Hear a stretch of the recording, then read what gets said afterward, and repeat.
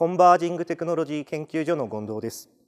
AI と海洋生態学の融合により、ネットポジティブを実現する海洋デジタルツインと題しまして、海を丸ごとデジタル化し、脱炭素や生物多様性保全など、社会課題解決を行っていく研究についてご説明いたします。従来、海洋構造物ですとか、藻場と言われているような海藻資源というものの海洋データを収集するということにおいては、主に人手に頼っており、多大な時間、工数というものをかかっておりました。こちらに対しまして、我々は、水中ドローンを安定的に制御する自動制御、濁り、揺れ、ボケなど、海特有の状態に最適化した技術によって、高精度なデータを収集する計測技術、そして高精度な技術及び海洋生態学の知見を合わせた AI モデル技術によって、物種類や体積などを特定するモデル化技術、この3つの技術によって海流や濁りなど厳しい環境の中でも自動に高精度に海をデジタル化してまいります。この3つの技術によって真ん中に示すような海洋デジタルツインというものを構築し、さまざまな展開先に展開していこうと考えております。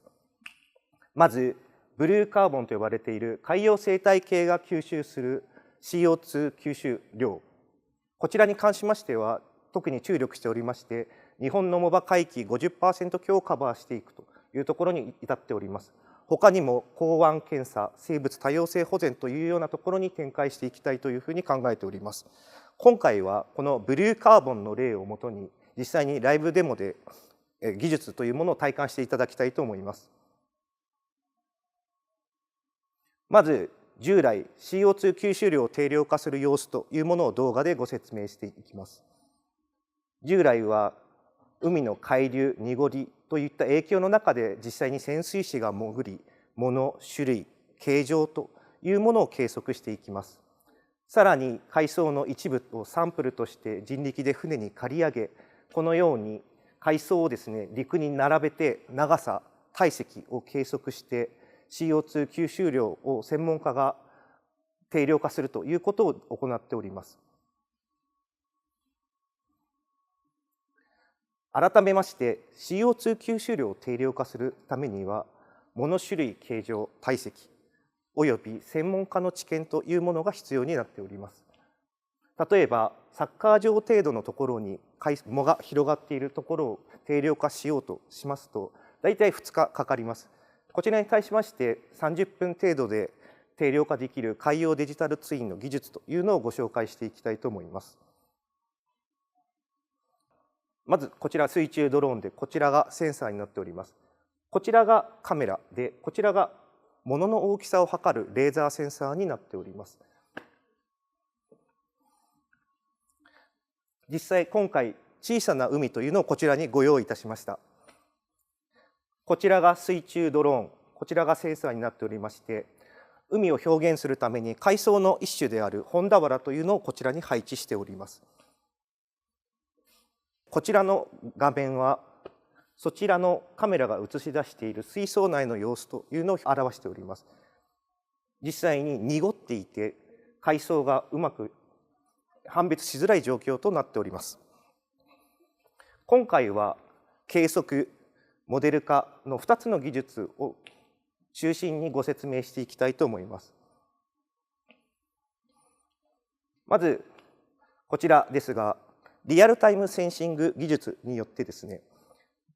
海流の中でも物体の 3D 形状というのを正確に把握することができます。こちら、色はですね、被写体との距離を表現しております。でこちらのようにですね、リアルタイムに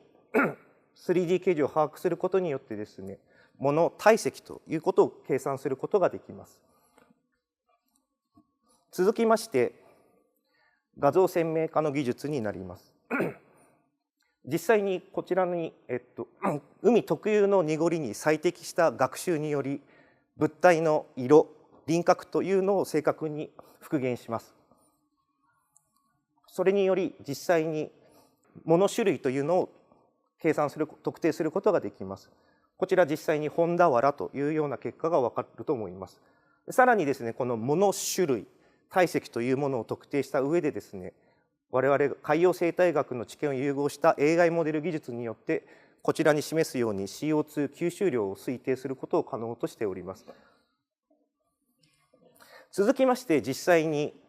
次々と藻を計測していく様子というのをご覧いただきます。実際にこのように藻を投入していきます。その結果ですが、こちらに示すようにリアルタイムに藻の 3D 形状というものが把握できて体積が特定できております。さらに鮮明化技術によって先ほど投入した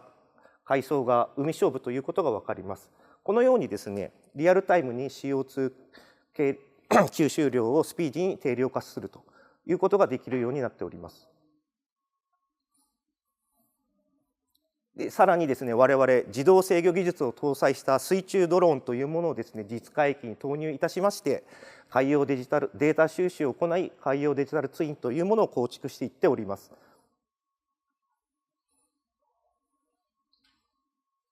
実際にこちらが海洋デジタルツインのダッシュボードになります。先ほど取ったデータというものをマップしたものがこちらになっておりまして、青いところが CO2 吸収量が低いことを示しており、水色のところが CO2 吸収量が高いということを示しております。実際にこの青い CO2 吸収量が低いところに着目していきますと、こちらが我々の海洋デジタルツインのダッシュボードになっておりまして、海底の様子を詳細に 3D で再現しております。こちらによってですね、例えばこちらはたくさん海藻が生えているんですけども、こちらはまばらに生えているということがわかると思います。このまばらに生えているところを着目していきますと、こちらのようにですね、実際に生えていない場所と生えている場所というのが分かって、ここの生えていない土壌に何か問題があるのではないかということが分かり、この土壌に対して何らかの改善策を打っていかないといけないということが分かるというものになっております。最後に海洋デジタルツインの展開です。改めまして我々はこちらに示すようなブルーカーボン施策、生物多様性保全、港湾検査といったようなところに展開していきたいと思っております。さらにこのブルーカーボン施策においては、石垣、鎌倉といったさまざまな場所で実証も開始しており、着実に技術開発というものを進めております。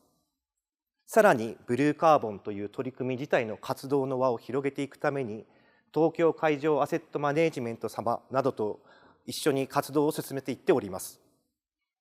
最後に海を起点にさまざまな課題を解決していくこの取り組みというのを邁進していきたいと思います。